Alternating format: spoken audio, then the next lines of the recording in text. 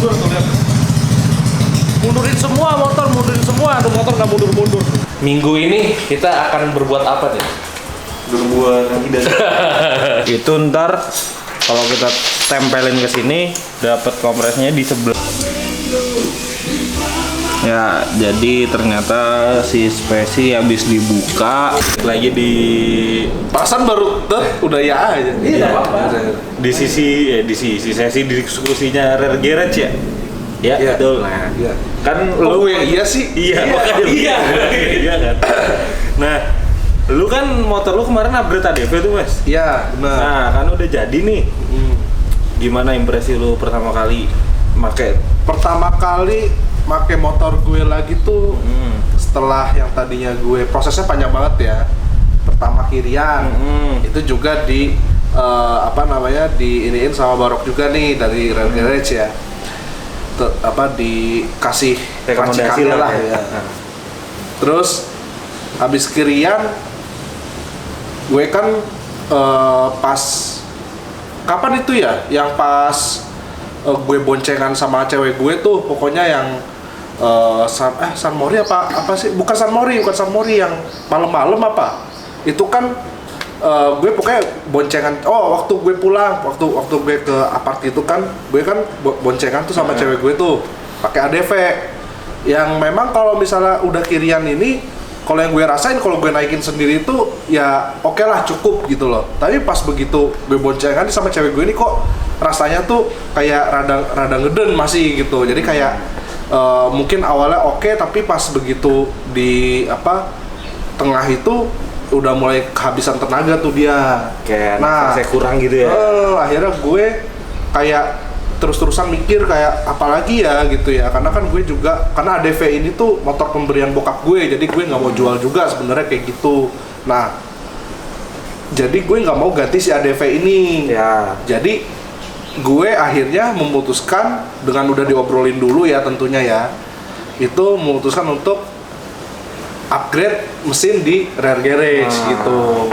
Nah, waktu setelah gue ya baru banget abis di itu ya, pokoknya baru banget abis sehari lah ya. Iya. Dibongkar itu baru banget jadi malamnya. Baru banget jadi itu ya dengan kondisi motor yang sebelumnya gue pakai knalpot standar. Habis kirian tuh gue pakai knalpot standar, terus pas begitu jadi udah langsung dipakein R9 gue juga tuh yang sempet gue beli tapi gue nggak pakai lama gitu kan, dipakein R9 lagi. Terus habis itu ya menurut gue sih penambahan tenaga ada ya, tapi kan ini kan karena baru banget jadi dan masih harus reyan segala macem. Iya, bener. Itu kan kayak harus nunggu waktu ya. Kalau masalah awal kayak tarikan awal mungkin masih berasa gitu ya. Kayak tapi gue nggak nemuin perbedaan yang signifikan banget lah kalau tarikan awal ya, apalagi gue nyobain cuma segini doang nih, muter-muter sini doang gitu. Tapi yang gue rasain itu bedanya ini teman-teman, kalau misalnya kalau misalnya gue ngegas waktu gue kirian doang itu tuh memang dia tarikannya ada, cuman dia tuh langsung bunyi mesinnya tuh langsung meraung-meraung gitu loh. Nah kalau ini tuh dia kayak masih kayak motor standar belum dikirian gitu kan, terus di gas awal ya bunyinya masih kayak gitu gitu, jadi nggak yang gitu, nggak yang kayak gitu, dia masih yang kayak halus banget lah gitu. Jadi kemungkinan tenaga tengah dan akhirnya masih ada juga ya Rok ya, karena kan ya itu kalau kirian itu mungkin mempercepat aja ya. Iya, mempercepat akselerasi doang sih. Nggak berpengaruh signifikan terhadap tenaga. Iya, apalagi penambahan tenaga juga ya nggak inilah ya. Soalnya kan dia cuman kalau misalkan kayak di motor standar kayak gear ratio ya. Benar. Jadi nggak terlalu berpengaruh. Iya. Terus ini Mas, kan kemarin gue ngasih beberapa opsi nih. Dari yang gue bilang kemarin mau pakai blok yang lebih gede kah, piston 60 atau sekian, terus yang sekarang kita pakai cuman dengan piston oversize 100, cuman kita mainan di kompresi. Tuh kenapa lu akhirnya memutuskan untuk naiknya ke oversize 100 aja gitu, nggak yang sekalian kayak anak-anak zaman sekarang gitu kan? Aduh, karena gini ya, memang gue ada keinginan besar banget keinginan gue. Itu adalah ya bisa dibilang mungkin halusnya nyampingin NMAX aja gitu. Ya, Sebetulnya keinginan gue itu bukan berarti kayak yang gue harus bisa bener-bener ngalahin NMAX gini ya, itu enggak, itu cuman kayak perkataan gue aja. Ya supaya karena menurut gue nih NMAX ini menjadi acuan ya buat gue untuk performa motor lah gitu. Jadi kayak ketika gue boncengan nih udah cukup banget buat gue tuh kayak gitu. Nah, makanya kenapa gue nggak yang gila-gilaan, yang menurut gue ya belum perlu dan nggak akan perlu sih, soalnya pertama motor gue nggak cuma satu ini gitu loh. Ada CBR yang memang fungsinya untuk itu, gitu loh. Yang dimana kalau lu mau ngebut-ngebutan lu pakai motor sport gitu kan. Jangan ya, kalau menurut gue ya ini opini gue aja gitu. Motor matic itu ya skutik gitu ya. Itu ya menurut gue ya ngapain sih ngebut-ngebutan gitu kan. Asalkan nyaman dipakainya, asalkan performanya oke gitu kan. Apalagi kalau lagi buat boncengan kan kadang kerasa banget tuh, apalagi gue sama bini gue kan emang badannya kan gede-gede ya, kayak ya akhirnya kan mempengaruhi tenaga juga tuh. Iya, betul. Gitu, makanya gue enggak memilih untuk yang lebih gede lagi gitu. Gue ya kayaknya nggak perlu deh gitu. Nah, terus untuk sekarang nih, dari yang udah lu rasain first impression lu sama motor lu, kira-kira itu udah mencakupin ekspektasi lu belum sih, Mas? Kalau ekspektasi sih gue belum bisa mastiin ekspektasi gue akan cukup kayak ekspektasi gue gitu ya. Tapi kalau dilihat dari sekarang, karena kan ini kan terkendala sama waktu ya, Rok ya. Iya. Karena kita belum tahu kan tengah ke akhir itu kan gimana akselerasinya. Ya jadi menurut gue yang bisa gue gambarin aja deh, itu tuh dari segi tarikan awal yang tadi gue bilang itu nggak meraung kayak yang biasanya itu kan mungkin karena CV-nya dimainin jadi dia narik banget gitu ya, kayak meraung-meraung gitu. Tapi ini performanya lebih bagus secara tarikan awal, tapi dia nggak maksa mesin untuk langsung ngegas gitu loh. Makanya nggak maksa gitu kan. Nggak kehabisan napas lah ya. Nafasnya tuh kalau yang gue rasain sih jadi lebih panjang gitu kan. Jadi kalau memenuhi ekspektasi harusnya nantinya ya sering berjalannya waktu ya kemungkinan besar sih iya, karena kan memang kayak gitu udah ketahuan dari awal gitu kan. Iya, betul. Ini nafasnya kayak gimana, kan udah pasti kalau nafas panjang performa pun ya, dari tengah ke akhir jadinya juga oke, gitu kan. Betul. Gitu teman-teman, itu sih. Terus kira-kira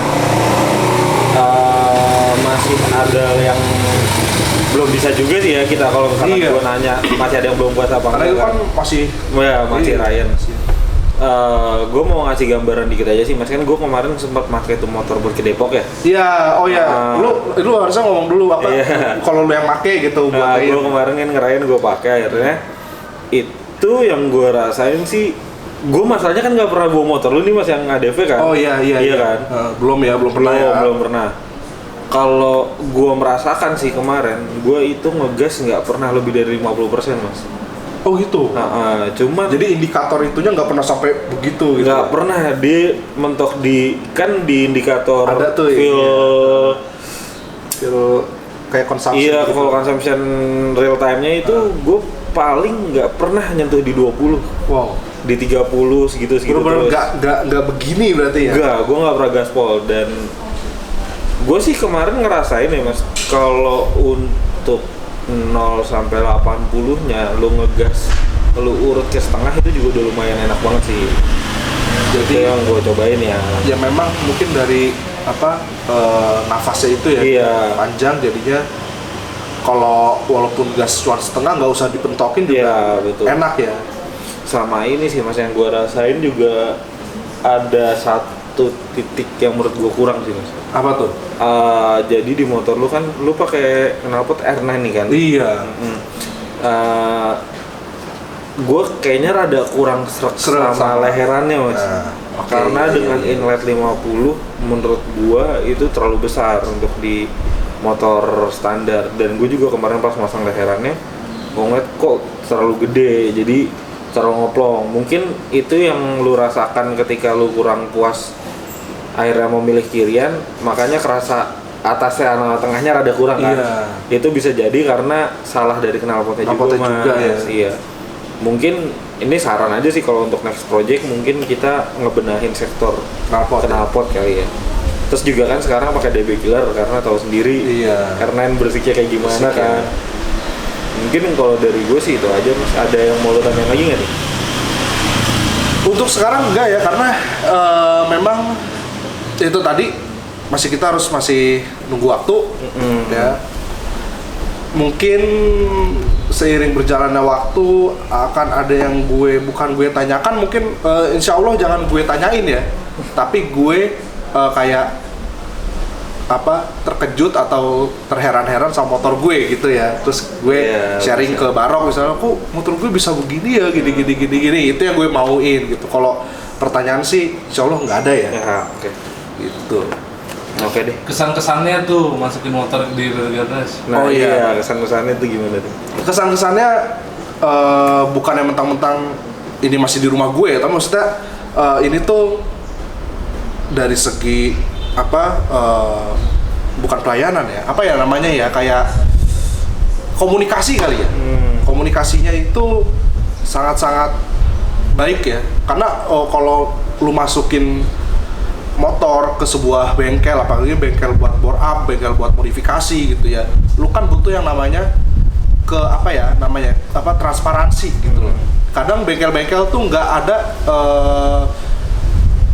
informed consent-nya gitu loh, kayak nggak ada nanti motor lu bakal diginiin, nanti motor lu begini, apa aja yang akan ditambahin, apa aja yang akan dikurangin gitu loh. Kan bengkel tuh banyak kan, apalagi bengkel-bengkel yang buat bore up segala macem tuh kita tuh nggak dikasih tahu dulu gitu loh, kayak main asal dikerjain dah, yang penting lu terima beres, lu motor lu bakal gini gitu kan. Tapi kita nggak tahu motor kita di dalam diapain gitu kan. Jadinya konsumen cuma terima jadi tapi nggak tahu motornya diapain ya. Iya, dan kebanyakan dari teman-teman kita juga yang namanya motor bore up itu, mereka ngebore up motor, habis itu sering ada trouble kan. Iya, betul. Mungkin itu karena miskomunikasi sama pihak bengkel, terus dia akhirnya nggak tahu cara maintenance-nya kayak gimana gitu kan. Nah, tapi kalau di rear garage ini selain transparansi banget ya, kita aja bisa nih mantengin seharian apa yang dikerjain, apa yang iniin segala macam ya. Itu ya komunikasinya tuh jalan terus gitu loh. Kalau ada kendala apa gitu ya, pasti dari pihak rear garage akan ngasih tahu kita, oh ini kayaknya harus gini. Terus kalau kita oke deh gitu kan, oke ya kan. Dan yang paling gue suka sih dari rear garage ini, karena gue nggak ngelihat cuma motor gue doang. Kalau motor gue tuh motor baru masuknya ya, jadi nggak begitu banyak tantangan, gue yakin gitu ya.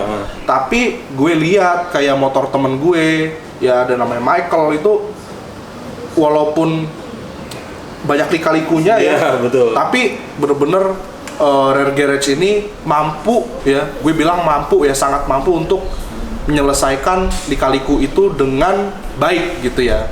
Dan jadinya ya yang pasti orangnya juga yang punya kayak ngerasa, oh gue yakin sama rear garage ini, karena memang apa yang dia kasih nih, si rear garage kasih ini ke kita sebagai sebagai customer gitu ya. Itu tuh bukan cukup doang, tapi lebih dari cukup gitu. Itu sih yang gue rasain ketika gue masukin motor ke rear garage, teman-teman. Oke. Kalau gitu berarti sekian dulu nih sisi kita lagi. Mungkin nanti ketika udah kelar Ryan kita bisa ngomong-ngomong lagi ya. Bisa ngomong-ngomong lagi apa nih kira-kira biar kalau bisa ini gue kepikiran kalau udah pada ready, bener-bener ready, kita ngadain riding bareng yang khusus emang motor garapan kita. Oh iya, benar. Jadi kita bisa wawancara langsung satu-satu. Iya, dan gue yakin juga banyak banget pengguna ADV yang milikin keluhan yang sama, apalagi motor buat harian gitu ya. Karena gue yakin ini kalau buat harian oke banget ya. Ya oke banget sih sebenarnya. Nah, kalau dengan adanya kita ngomong-ngomong kayak gini kan, terus nanti kelar Ryan kita ngomongin lagi masalah ADV ini, gue yakin banget akhirnya banyak pengguna motor ADV yang bakal oh ya udahlah gue ke rare garage aja kan gitu ya. Pengennya sih gitu Iya. ya. Gue yakin kok banyak banget itu pengguna ADV yang memang oh kok motor adventure motor ini tapi kok tarikannya begini gitu kan. Gak tahu tapi 160 gimana, tapi kan banyak yang pakai 150 juga Iya. gitu kan. Gitu sih. Oke deh kalau kayak gitu. Mungkin sekian dulu kali ya diskusi kita kali ini. Siap. Thank you ya Mas. Thank you. Udah, Yoi.